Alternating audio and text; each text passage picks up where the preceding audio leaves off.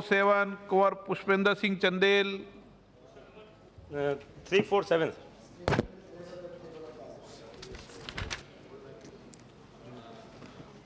माननीय अध्यक्ष महोदय, मैंने माननीय मंत्री से जो प्रश्न पूछा था अपने देश के छोटे व्यापारियों के लिए, जो फुटकर विक्रेता हैं, जिनको जो खुदरा बाज़ार या रिटेल के बारे में बड़ा उसके की उसकी नीति, उस पर सरकार कुछ बनाना चाहती है। उत्तर मिला है उस पर नीति बनाना चाहते हैं, राष्ट्रीय खुदरा व्यापार नीति, और इस पर सरकार शीघ्रता में उसको लाएगी। मैं अपना प्रश्न ये पूछना चाहता हूँ कि छोटे व्यापारियों के लिए हमारी सरकार, हमारे आदरणीय प्रधानमंत्री जी बहुत चिंतित हैं, और उनको अभी वो व्यापार कर रहे हैं तब भी, और जब वो 60 वर्ष की आयु के बाद जब उनसे श्रम नहीं हो पाएगा, वो व्यापार नहीं कर पाएंगे, तो उनके लिए भी हमारी सरकार एक योजना लेकर के आई है कि 55 रुपये से लेकर 300 रुपये प्रतिमाह तक जमा करेंगे तो उसमें 3000 रुपये प्रतिमाह उसको बाद में पेंशन मिलेगी।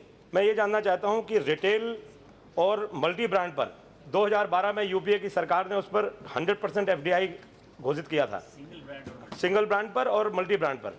हमारी सरकार ने मल्टी ब्रांड पर उसको रोक लगा दी, और अब मैं आपसे ये जानना चाहता हूँ कि सरकार इस पर कोई ऐसी ठोस नीति कुछ बनाने जा रही है। माननीय मंत्री जी बताने की कृपा करें कि ये बिल्कुल निश्चित हो जाए कि मल्टी ब्रांड पर कोई भी विदेशी निवेश ना पाए। मेरे ख्याल से आज के दिन जो नीति है उसमें बड़े स्पष्ट रूप से जो 49% से ज़्यादा फॉरेन डायरेक्ट इन्वेस्टमेंट अगर किसी कंपनी में है तो उसके ऊपर मल्टी ब्रांड रिटेल वो नहीं कर सकते हैं, ऐसा आज के दिन एक लगभग स्पष्टता से नीति है। और आज के दिन अभी के समय कोई उसके ऊपर पुनर्विचार करने का कोई सरकार के सामने प्रस्ताव नहीं है। माननीय सदस्य। माननीय मंत्री महोदय से, अध्यक्ष जी, आपके माध्यम से जानना चाहता हूं कि जो सेक्टर वाइज जो छोटे हमारे खुदरा व्यापारी हैं, जो जैसे सेक्टर है कि जो एक सेक्टर जिसमें हमारे देश में मेक इन इंडिया को जो हम लोग, हमारी सरकार बल दे रही है, तो मेक इन इंडिया के आधार पर हमारे देश में बनने वाली कुछ ऐसी चीज़ें जैसे खिलौने बनते हैं, कुछ शोपीस हैं, कुछ दीपावली में जो सजावट की सामग्री है, या यहाँ तक कि पटाखे हैं, ये सभी चीज़ें हमारे देश में बनती थीं। आज उस पर मेक इन इंडिया के लिए हमारी सरकार चिंतित है, और वो अब आजकल चाइना से यहाँ पर इंपोर्ट की जा रही हैं, और ज़्यादातर वहाँ से आ रही हैं। तो ऐसा कोई ऐसी नीति बनाई जाएगी कि हमारे जो देश के जो फुटकर व्यापारी, जो छोटे व्यापारी हैं, जो गाँव में, गली में, चौराहों पर, छोटे कस्बों में, जो फुटपाथ पे उनके पास खुद की रहने की जगह भी नहीं है, खुद के लिए कोई दुकान भी नहीं है, वो फुटपाथ पर दुकान लगाते हैं, उनको आए दिन वहाँ की नगर पालिकाएँ और वहाँ का प्रशासन उनको वहाँ से हटाने का प्रयास करता रहता है। उनको, उनके परिवार को एक हमेशा तकलीफ रहती है कि हमारा भविष्य कहीं अधर में ना हो। तो माननीय मंत्री जी कोई ऐसी नीति बनाने का कष्ट करेंगे कि जिससे कि उनका ये हित की चिंता हो सके। महोदय, ये वास्तव में जो शहर के लोकल बॉडी होती है वो निर्णय करती है कौन कहाँ पे व्यापार कर सकता है, और स्टेट के अंदर जो काम होता है, खुदरा व्यापार होता है, वो स्टेट सब्जेक्ट है, तो उसमें केंद्र सरकार कोई नीति नहीं बना पाएगी। Doctor Shrikant Eknath Shinde. Question number 353 को भी क्लब किया जाता है श्री गणेश सिंह जी। धन्यवाद अध्यक्ष महोदय।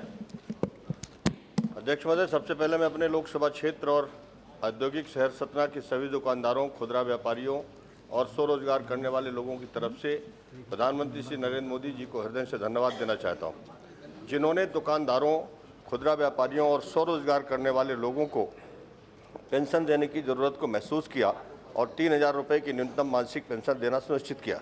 अध्यक्ष महोदय, इस पेंशन स्कीम के तहत केवल 18 वर्ष से लेकर 40 वर्ष की उम्र के लोग ही नामांकन करा सकते हैं, जबकि पेंशन 60 साल की उम्र के बाद उनको मिलेगी। अध्यक्ष महोदय, मैं आपके माध्यम से माननीय मंत्री जी से पूछना चाहता हूं कि देश में अधिकांश व्यापारी 50 से लेकर 60 वर्ष की उम्र सीमा में हैं, जिन्हें इस स्कीम से नहीं जोड़ा गया। इसको लेकर के हमारे लोकसभा क्षेत्र और औद्योगिक शहर सतना के दुकानदारों और खुदरा व्यापारियों और स्वरोजगार करने वाले लोगों के भ्रम की स्थिति बनी हुई है। अध्यक्ष महोदय, कोई भी ऐसी स्कीम जब आती है तो कुछ समय तक उसकी प्रीमियम जब तक पे नहीं हो तो पेंशन, पूरे जीवन के लिए पेंशन लागू करना या लाना मुश्किल होता है। इसलिए 18 से 40 वर्ष के आयु के बीच में जो खुदरा व्यापार या छोटे व्यापार में लगे हैं उन सब के लिए तो ज़रूर ये स्कीम आ गई है, लेकिन 50 से 60 वर्ष वालों जो व्यापारी हैं उनको अपनी कोई LIC की या किसी इंश्योरेंस कंपनी की योजना के साथ जुड़ना पड़ेगा। सरकार ने एक लंबे अरसे तक पेंशन योजना चले और आगे के लिए एक रास्ता निर्धारित हो जाए, उस हिसाब से स्कीम को लागू किया है। मेरा आपके माध्यम से दूसरा प्रश्न है, इस स्कीम में यह स्पष्ट नहीं हो रहा है कि यह पेंशन स्कीम 1.5 करोड़ रुपए टर्नओवर तक GST रजिस्टर्ड कारोबारियों के लिए होगी या गैर रजिस्टर्ड दुकानदारों के लिए। सरकार ने स्कीम के लिए 1.5 करोड़ की ऊपरी सीमा तो तय कर दी, लेकिन यह साफ नहीं किया कि निचले स्तर पर कैसे तय होगा कि कोई दुकानदार है, क्योंकि उसके लिए सिर्फ एक हलफनामा, आधार कार्ड और बैंक अकाउंट की कॉपी मांगी गई है। यह दस्तावेज तो कोई भी मुहैया करा सकता है। और इसके साथ साथ मेरा अंतिम घा प्रश्न था, जिसमें मध्य प्रदेश सतना के कितने ऐसे व्यापारी हैं जिनको लाभ मिलने वाला है, उसका उत्तर नहीं मिला। मध्य प्रदेश के आपके क्षेत्र के कितने व्यापारी हैं उसकी जानकारी तो केंद्र सरकार नहीं रखती है, उसकी जानकारी आपको वास्तव में लोकल एरिया या लोकल कलेक्टर से ही मिल पाएगी। लेकिन जहाँ तक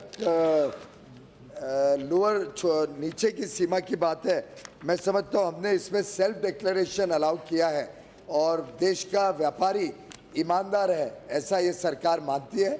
हमारी सरकार हमारे व्यापारियों की ईमानदारी की सराहना करती है और इसलिए सेल्फ डिक्लेरेशन पे हम उसको एक्सेप्ट